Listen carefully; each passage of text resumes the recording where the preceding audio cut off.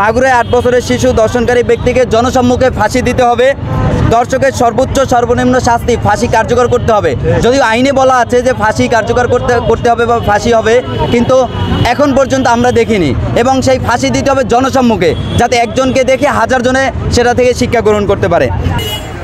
মাগুরায় ৮ বছরের শিশু ধর্ষণ সহ সারা দেশে নারী ও শিশু ধর্ষণের প্রতিবাদে মানববন্ধন ও প্রতিবাদ মিছিল হয়েছে বরিশালে। আসলে আমরা নারীরা তো কোথাও সেফ না। বর্তমান যে সময় বা বর্তমান যে পরিস্থিতিতে আমরা চারিদিকে শুনতে পাই ধর্ষণ, এই সেই, নারীরা তো কোথাও সেফ না। একটা বাচ্চা মেয়ে, তার তো কোনো উপলব্ধিই ছিল না এইসব ব্যাপারে, সে তো জানতেই পারে নাই, কিন্তু সেও তো ধর্ষিত হয়েছে। কিন্তু এই যে সমাজের এই যে নীতিটা যে চলে আসছে, যে ধর্ষিত হচ্ছে কিন্তু কোনো শাস্তি হচ্ছে না, মানুষ দিন দিন শুধু দেখতেছে ধর্ষণ বাড়তেই আছে। এই সময়ে আমাদের একটাই দাবি যে প্রত্যেকটা ধর্ষকের সর্বোচ্চ শাস্তি মৃত্যুদণ্ড হোক। বর্তমান সময়ে আপনারা দেখতে পাচ্ছেন মেয়েরা কোথাও সেফ না, রাস্তাঘাটে না, কোথাও না। আর পোশাক কখনো ধর্ষণের কারণ হতে পারে না। ধর্ষক সবসময় তার মাথার মধ্যে নোংরা চিন্তা নিয়ে ঘুরে দেখেই সে একটা বাচ্চা মেয়েকে ধর্ষণ করতে পারে। শুধু বাচ্চা মেয়ে না, আমাদের বোনেরা যারা রাস্তাঘাটে চলাফেরা করছে আপনারা দেখতে পাচ্ছেন, তারা রাতের বেলা সেফলি চলাফেরা করতে পারছে না। এবং আমি মনে করি না এটা তাদের পোশাকের কারণে হচ্ছে। ধর্ষকের সর্বোচ্চ শাস্তি আমরা চাই। আজকে থেকে আমরা এই রাস্তায় নামিনি ধর্ষকের বিরুদ্ধে, অনেক আগে থেকেই নেমেছি, কিন্তু ধর্ষকের কোনো প্রপার শাস্তি আমরা দেখিনি।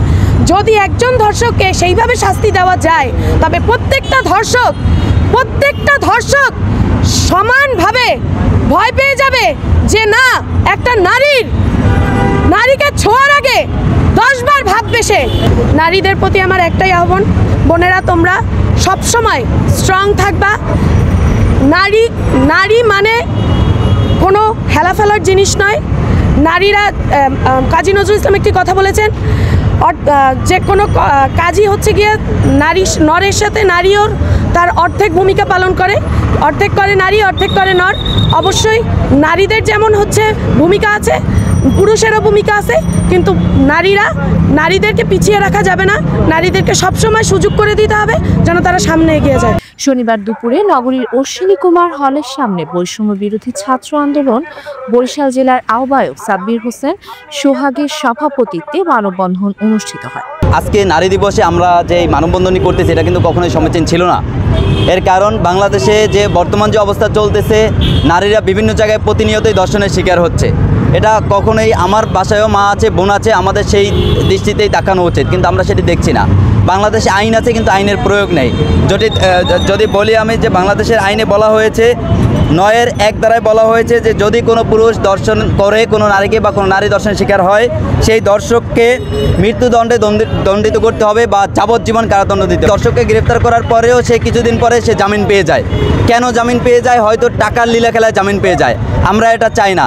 আমরা আজকে এখানে যে হাজির হয়েছি, মাগুরায় 8 বছরের একটি শিশুকে গত 2-3 দিন আগে ধর্ষণ করা হয়েছে। এটা খুবই ন্যাক্কারজনক ঘটনা যে তার তালই কর্তৃক, অর্থাৎ বোনের শ্বশুর কর্তৃক ধর্ষিত হয়েছে। এটা কখনোই কাম্য ছিল না। এরকম বিভিন্ন জায়গায়, সারা বাংলাদেশের বিভিন্ন জায়গাগুলো আমরা শুনছি।